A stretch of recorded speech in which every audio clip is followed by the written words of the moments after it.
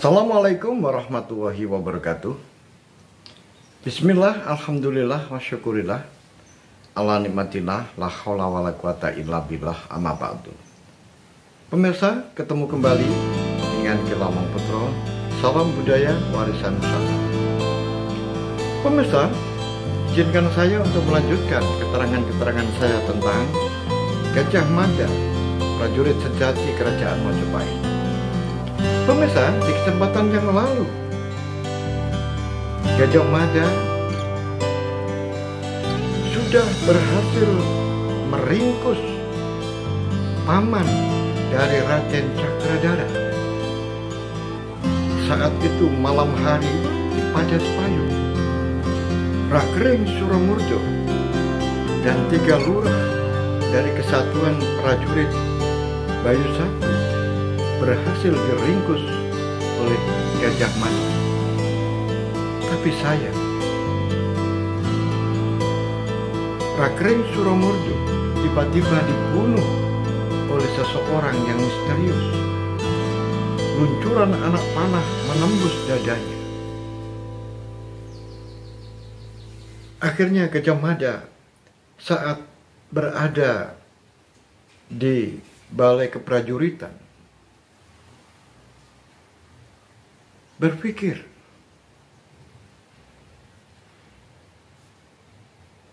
saat Raden Cakradara berdialog dengan pamannya, yaitu Rakering Suramurjo, ada pembicaraan yang sangat menarik. Saat itu Raden Cakradara menuduh pamannya bahwa pembunuhan berantai di Kerajaan Majapahit itu disebabkan oleh kelakuan dari pamannya. Tetapi pamannya membantah bahwa itu tidak benar. Saya tidak melakukan itu semua. Tetapi itu adalah kelakuan orang-orang yang menyerupakan dirinya sehingga seakan-akan apa yang dilakukan oleh orang itu adalah seakan-akan dilakukan oleh Rakering Suramurjo. Inilah kadang-kadang yang menjadikan pertanyaan besar bagi Bayangkara, khususnya adalah Gajah Mada. Apakah Rakering Suramurjo itu orang yang berbeda dengan Rangsang Kumudo? Apakah Rangsang Kumudo ini yang mengkambing hitamkan Rakering Suramurjo?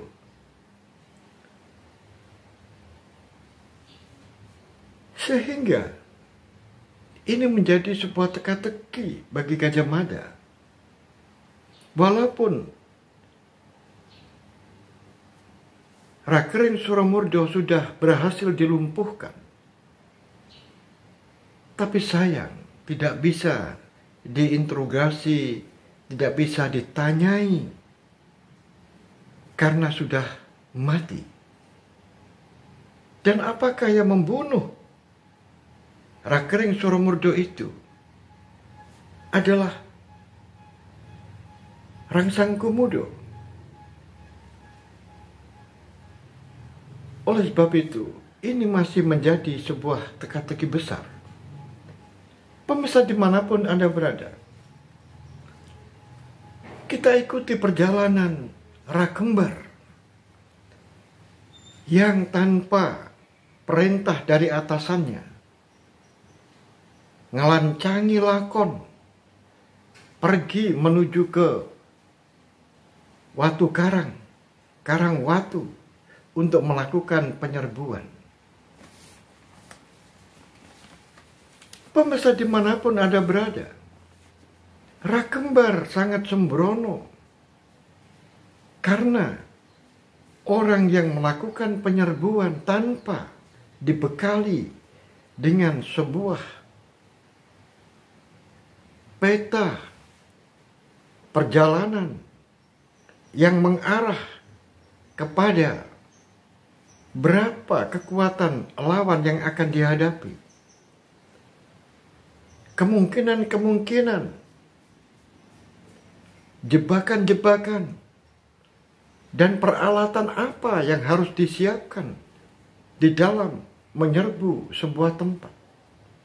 Mereka buta sama sekali, tidak mengerti. Sehingga dengan sembrononya, dia pergi ke sana.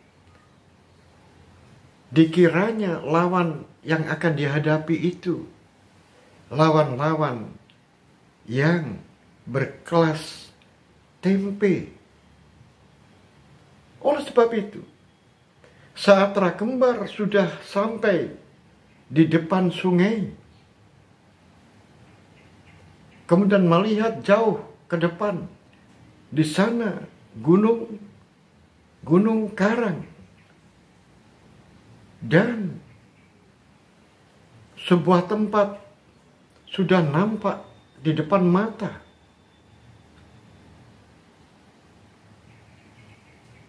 Rakembar yang datang saat itu sore hari, sudah menjelang malam. Akhirnya Rakembar mencoba untuk mengumpulkan anak buahnya, kemudian memberikan semangat, seakan-akan dia menjadi seorang senopati. Akhirnya Rakembar dengan sembrononya melihat bahwa di tepi-tepi sungai itu sudah berjajar-jajar perahu-perahu yang dipakai untuk menyeberang ke sana.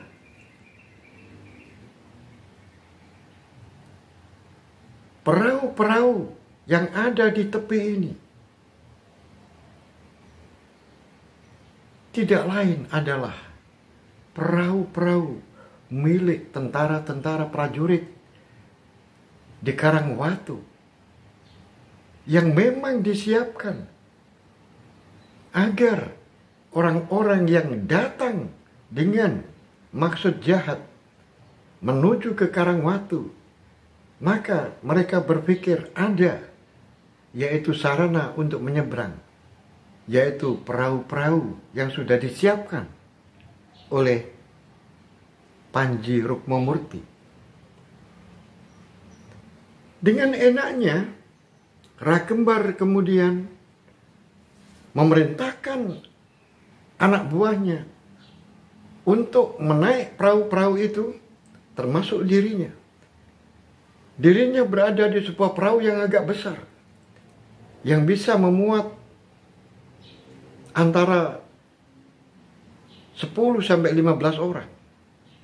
Tetapi yang lain, perahu-perahu yang agak kecil, hanya bisa ditempati atau dinauki paling banyak 10 orang. Akhirnya perahu-perahu itu menyeberang menuju ke tempat yang namanya Karangwatu.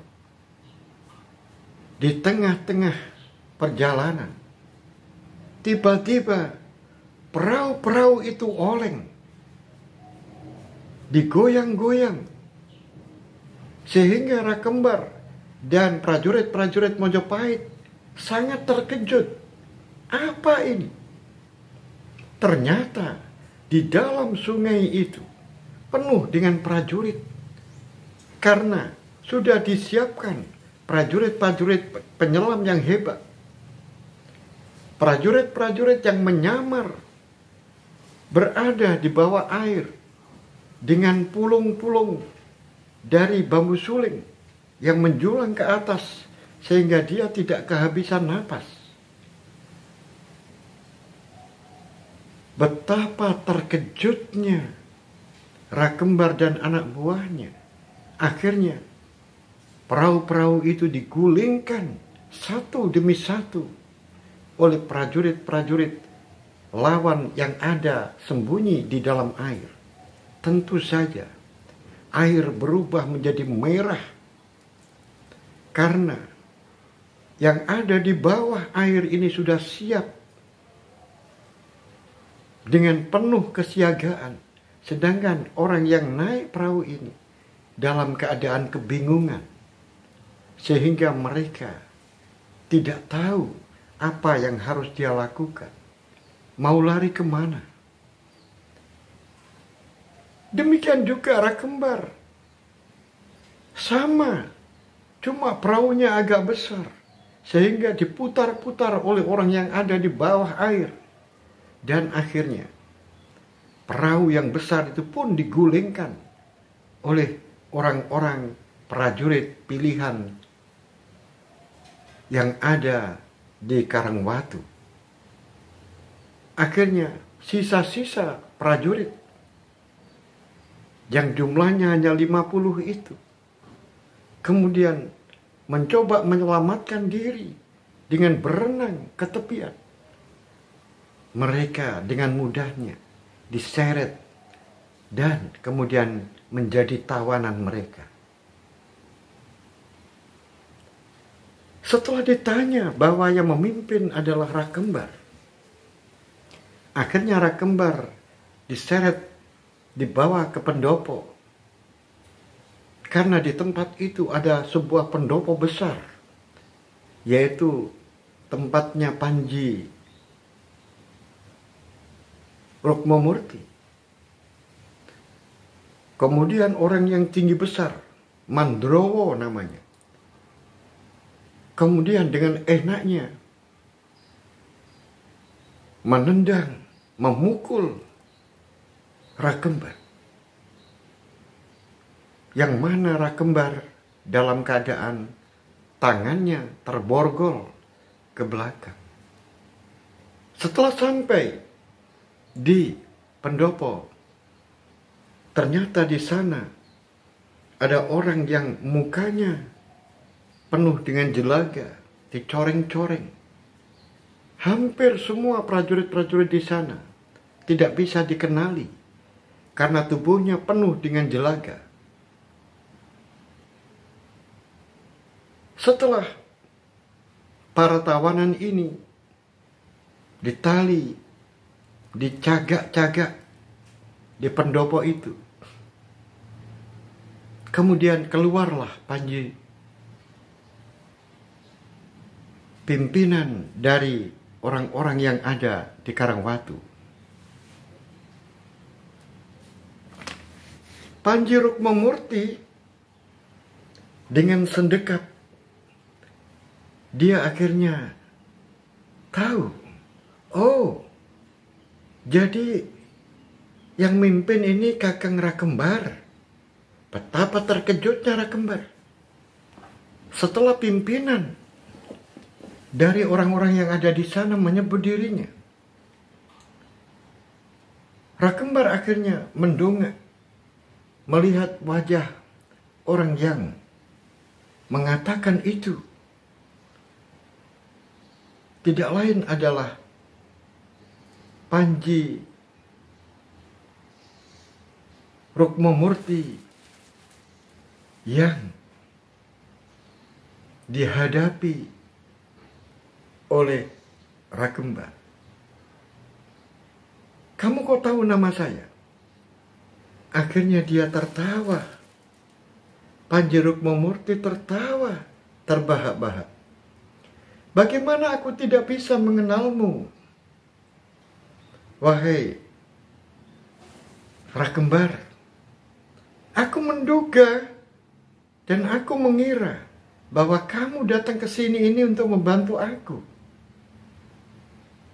Karena ini merupakan kelanjutan perjuangan dari Rangkuti, dari Ratanca, dari Rakembar. Mestinya begitu. Justru malah Rakembar sekarang menyerbu tempat ini. Ini dibangun oleh orang-orang yang sakit hati terhadap Mojopahit. Rangkuti, Semi, Patih Nambi, dan Sabta Dharma yang lain, Rawedeng, Rabanya, Rapangsa, Rayuyu, sudah semuanya dihabisi Mojopahit. Malah kamu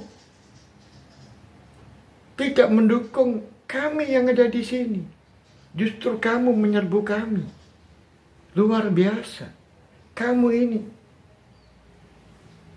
teman Ratanca yang bagaimana? Betapa terkejutnya yang namanya Rakembar dipidatoi oleh Panji Rukmamurti yang seperti itu. Akhirnya Rakembar hanya bisa melongo saja. Ini kesalahan fatal. Akhirnya Rakembar hanya bisa menunduk saja. Dalam hatinya mengatakan, salah saya. Jadi ini adalah kelompoknya. Orang yang saya dukung selama ini. Yaitu kelompoknya Ratanca. Kelompoknya Rangkuti. Justru aku sekarang menyerbu tempat ini. Sungguh, ini kesalahan fatal. Kesalahan fatal bagiku. Itu adalah pengakuan di dalam diri Rakembar. Itulah sebabnya akibat dari orang yang melakukan penyerbuan tanpa menggunakan akalnya, tidak mengetahui medannya, tidak mengetahui latar belakang orang yang akan diserang, sehingga mereka menyesal. Akhirnya Rakembar menjadi bulan-bulanan dan sisa prajuritnya yang 10 orang ditawan di pendopo itu. 30 orang mati sia-sia, hanyut di kali Berantas. Akhirnya pemirsa dimanapun Anda berada, orang-orang yang ada di Karangwatu menjadi lebih siap. Panji Rukmamurti akhirnya memimpin. Dan Mandrowo diperintahkan agar semua prajurit harus menyiapkan dirinya. Karena musuh sudah ada yang mengendus dan mencoba masuk ke dalam pertahanan di Karangwatu. Dan inilah yang menjadikan orang-orang di Karangwatu dengan masuknya Rakembar, dengan tertangkapnya Rakembar, menjadikan orang-orang di Karangwatu menjadi lebih siap. Karena sudah didahului oleh penyerbuan Rakembar yang menjadikan orang-orang di sana lebih siap dan lebih mempersiapkan diri dengan berbagai macam jebakan-jebakan. Pemirsa dimanapun Anda berada, sementara 2 senopati prajurit Mojopahit yang ditugaskan Gajah Mada ke sana, yaitu dari Kesatuan Jolopati, Senopati Haryo Teleng, dan Kesatuan Keprajuritan Bayu Sapu yang dipimpin oleh Panji Suryo Manduro, sudah sampai di tempat sana. Saat itu di tengah malam, kemudian Panji Suryo dan Haryo Teleng kemudian bertemu. Kemudian 2 senopati ini melakukan penelitian dahulu sebelum melakukan penyerbuan. Sedangkan prajurit-prajurit, anak buahnya, yang dibawa masing-masing 250, sehingga jumlah total seluruhnya adalah 500 prajurit. Mereka disembunyikan, sehingga seakan-akan kehadiran dari pasukan Mojopahit ini jumlahnya tidak banyak. Dan nampaklah dua senopati ini yang hanya dikawal oleh beberapa orang kemudian bertemu. Kemudian dua senopati ini melihat keadaan-keadaan secara realistis langsung di lokasi. Kemudian mereka berunding langkah apa yang harus dilakukan. Dan dilihatnya perahu-perahu yang ada di tepi-tepi sungai.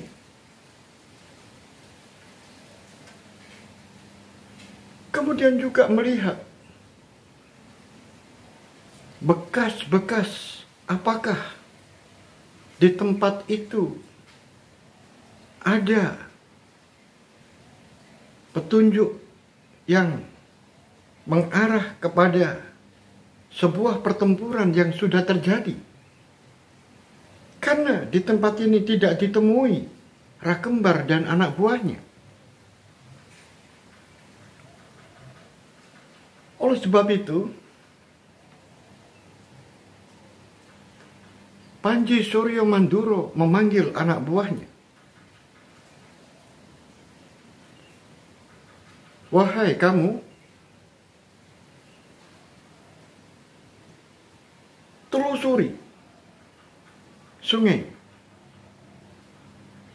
Tepi-tepi sungai, kamu susuri apakah ada mayat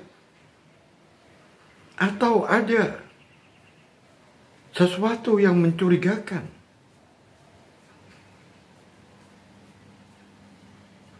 Oleh sebab itu, prajurit yang diperintahkan tadi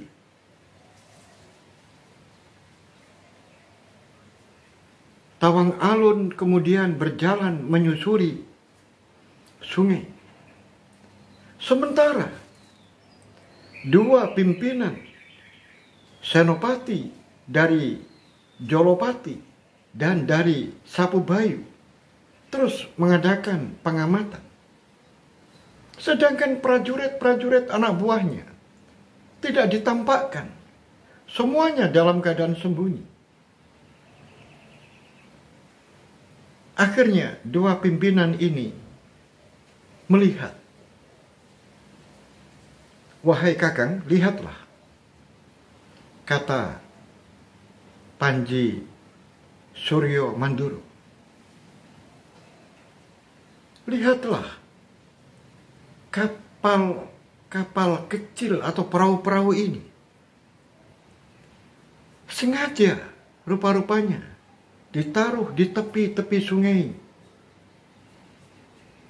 Andai kata ini milik seseorang yang berjasa untuk mengantarkan menyeberang ke sana dengan upah dan bayaran, tentu saja perahu ini ada yang menunggu. Tapi lihatlah, perahu-perahu ini tidak ada yang menunggu. Dan jumlahnya juga cukup banyak. Ini pandangan saya, jelas ini merupakan jebakan.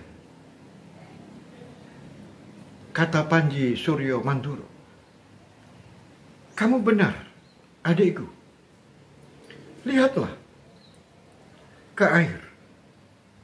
Kamu lihat itu, ada pulung-pulung bambu suling yang berjalan-jalan ke sana kemari. Dan jumlahnya cukup banyak. Ini apa? Itu tidak lain adalah orang yang ada di dalam sungai ini sedang menyelam. Dan harapannya adalah orang-orang yang menyerbu ke tempat itu, yaitu ke Watu Karang, naik dengan perahu-perahu ini. Setelah nanti di tengah-tengah sungai, mereka diserbu dengan cara mereka. Mungkin digulingkan. Perahu-perahu itu digulingkan. Kemudian orangnya diseret masuk ke dalam air sehingga tidak bisa bernapas. Kakang benar. Kakang benar. Sekarang bagaimana, Kakang? Kalau menurut aku, kita tidak bisa menyerang malam ini. Kita harus menunggu pagi agar semuanya dalam keadaan jelas. Aku setuju. Tapi bagaimana kalau begini, Kakang? Kita siapkan anak buah kita. Kita siapkan pasukan panah. Kemudian kita panah orang-orang yang ada di dalam air ini. Mereka, prajurit-prajurit kita beritahu sasarannya adalah pulung-pulung yang sedang berjalan di permukaan air. Sehingga orang yang ada di dalam air itu, kalau pulungnya menyembul ke atas dan airnya berubah warnanya, berarti orang yang ada di dalam air itu dalam masalah. Aku setuju. Pemirsa dimanapun Anda berada. Kemudian Tawang Alun datang memberikan laporan kepada pimpinannya, yaitu Panji Suryo Manduro. Lapor, Senopati, aku menemukan di sana di tepi sungai ada sosok mayat yang tersangkut di tepi sungai.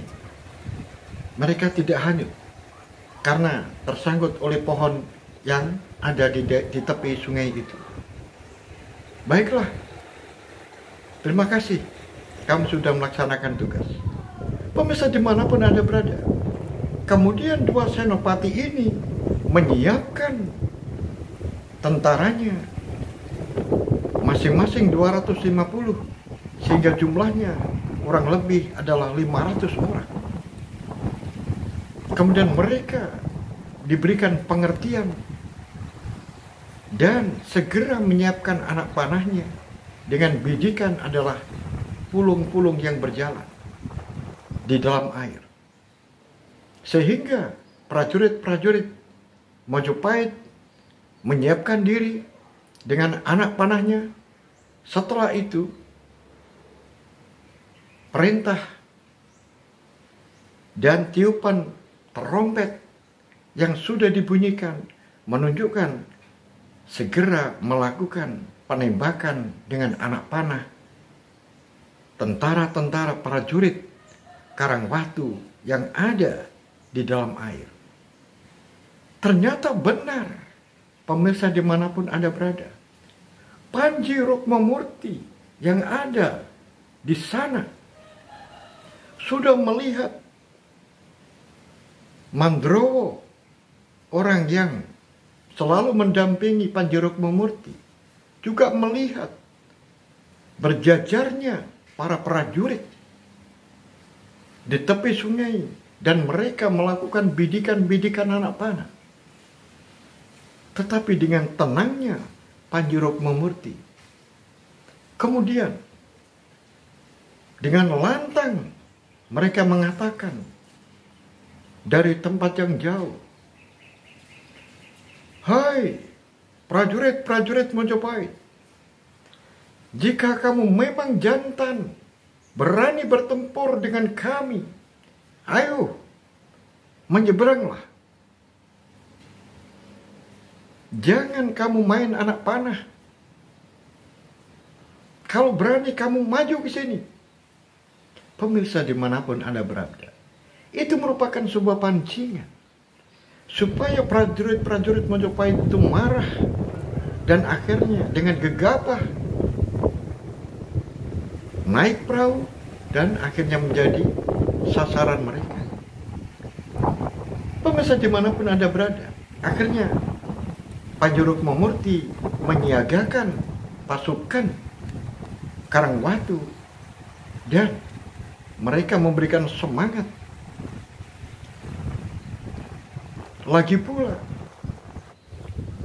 merapatkan barisan dan menyiapkan para prajurit-prajurit pemanah untuk melakukan balasan. Kemudian Panjurukmamurti mengatakan kepada Mandrowo, Mandrowo, berarti jelas prajurit-prajurit Majapahit itu menunggu datangnya siang. Kita berikan kesempatan itu karena mereka memahami strategi kita terbaca. Baiklah, kalau begitu siagakan malam ini. Jangan sampai ada yang lengah. Jangan sampai ada yang menerobos masuk. Kalau perlu, balas dengan luncuran anak panah dari jarak jauh. Aku mau kembali ke pendopo karena besok pagi kita siap untuk melakukan pertempuran.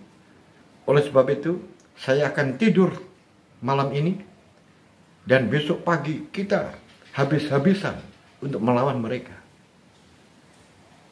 Baiklah, saya akan menyiagakan prajurit-prajurit malam ini. Akhirnya pemirsa dimanapun Anda berada, Panjurukmamurti kembali ke pendopo. Pemirsa, di saat orang-orang Majapahit tidak berani melakukan serangan di malam hari itu,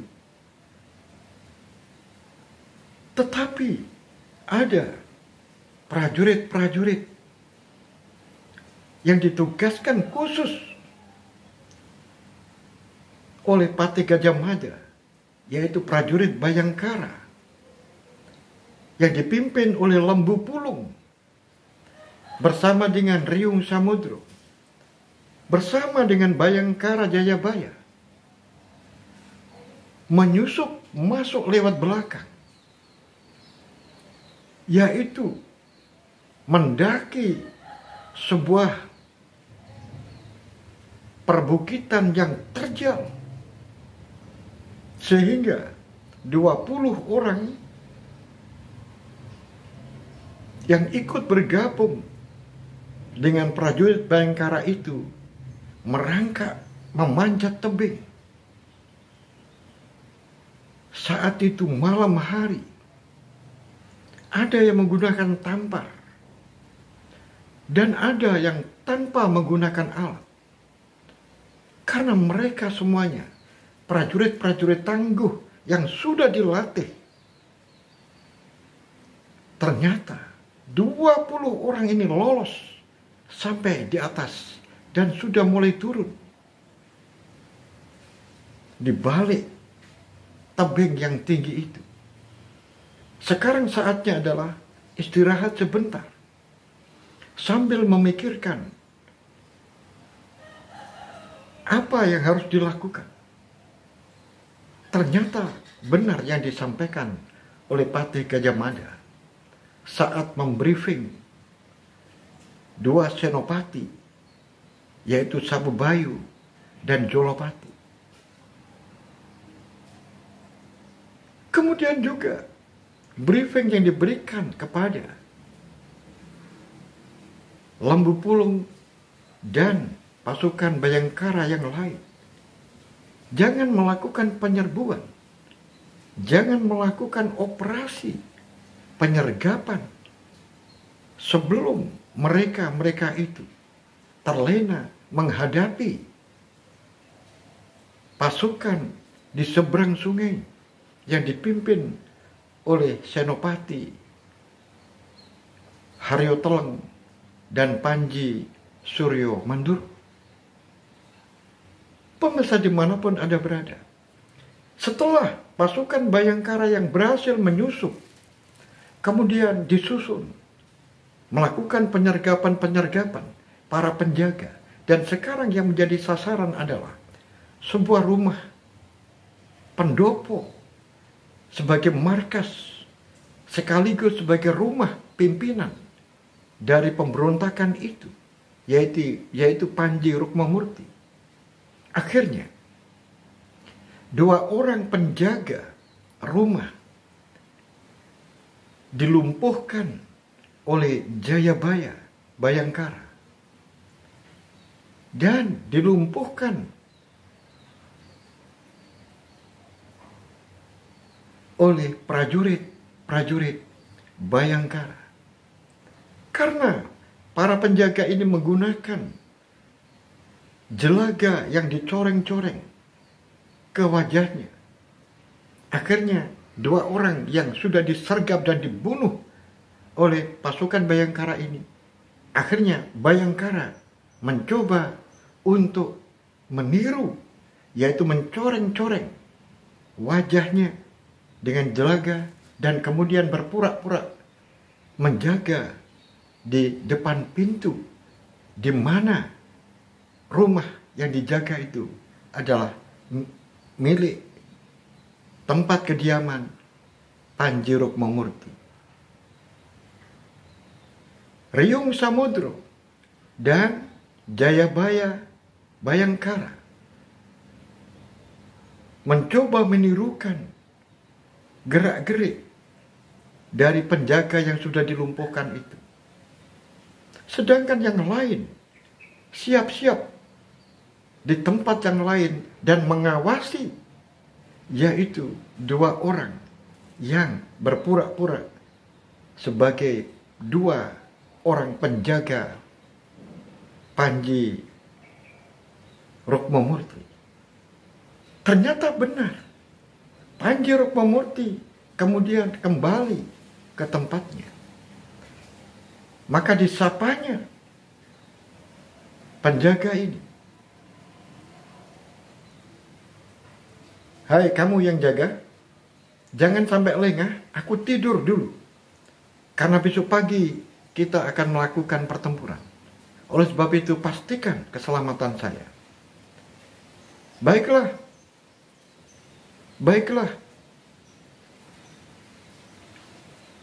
Aku akan menangkapmu sekarang. Betapa terkejutnya Panji Rukmamurti setelah jawaban penjaga ini seperti itu. "Kamu siapa?" "Aku dari Bhayangkara. Sekarang aku menangkap kamu." Pemirsa dimanapun Anda berada, di saat itu, karena Panji Rukmamurti tidak begitu bersiaga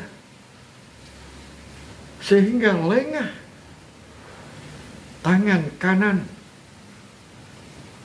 Panji Rukmamurti dibekuk oleh pasukan Bhayangkara dan mereka sudah tidak bisa bergerak. Kemudian ditalinya kedua tangan itu ke belakang, serta kakinya ditali oleh prajurit-prajurit Bhayangkara.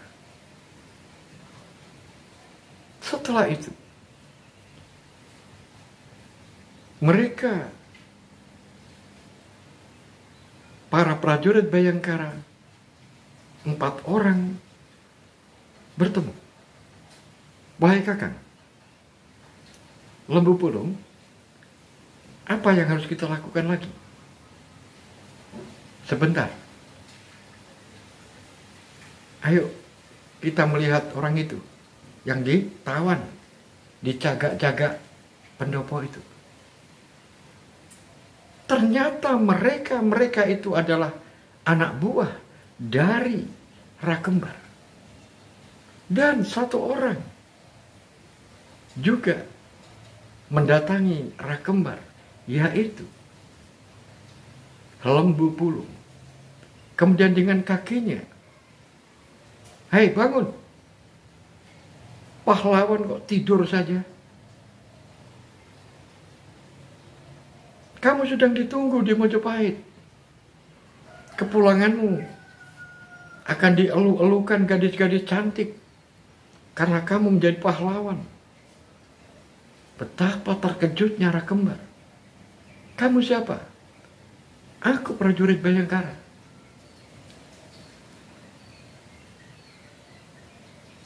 Seperti ini keadaannya pahlawan.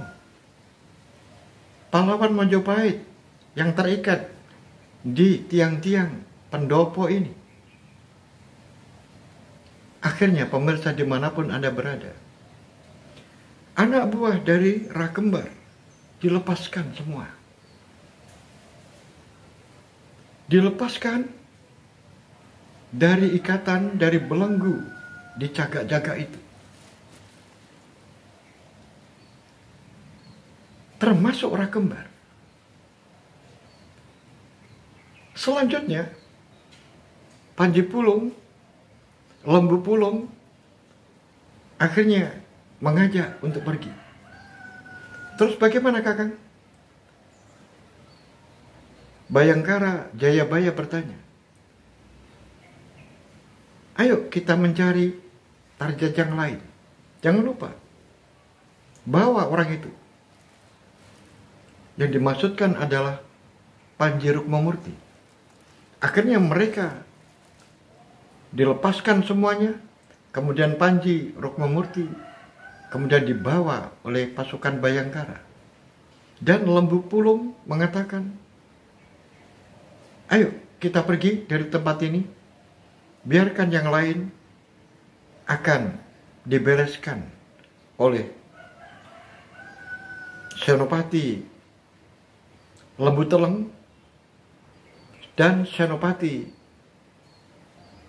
Panji Suryo Manduro, dan sisanya biar juga dilanjutkan oleh Senopati Rakembar pahlawan ini." Pemirsa dimanapun Anda berada, itu adalah ejekan dari Lembu Pulung. Setelah itu mereka kembali, dan saat Lembu Pulung mau meninggalkan pendopo itu, kemudian membisiki, yaitu Riung Samudro. Apa yang dibisiki? Ternyata setelah mereka semuanya pergi, tinggal Riung Samudro. Ternyata perintah yang melalui telinga, bisikan telinga itu adalah untuk membakar pendopo-pendopo dan rumah-rumah yang ada di tempat itu. Sehingga dalam waktu sekejap, pendopo terbakar hebat. Rumah-rumah di sekitar pendopo juga terbakar hebat. Tentu saja akan mengejutkan prajurit-prajurit yang sedang ada di tepi sungai, di balik rerimbunan, pagar-pagar tumbuhan untuk menghadang musuh-musuh dari arah sungai. Dan kemudian Riung Samudro juga memukul bende, yaitu bende titir, yang menunjukkan bahwa ada bahaya. Oleh sebab itu, prajurit-prajurit yang ada di Karangwatu itu berhamburan untuk mendatangi pendopo yang sudah terbakar, sehingga mereka kacau balau. Sementara kobaran api yang terlihat dari seberang sungai juga dilihat oleh dua senopati, yaitu Haryo Teleng dan Panji Suryo Manduro. Suara bende yang bertalu-talu di sana. Kemudian dua senopati ini berunding, bagaimana? Apakah kita harus menunggu besok pagi? Atau sekarang kita serbu? Tunggu apa? Ini adalah kesempatan. Mereka sudah tidak fokus terhadap kita. Oleh sebab itu, ayo kita serbu bersama-sama dengan naik perahu bergantian.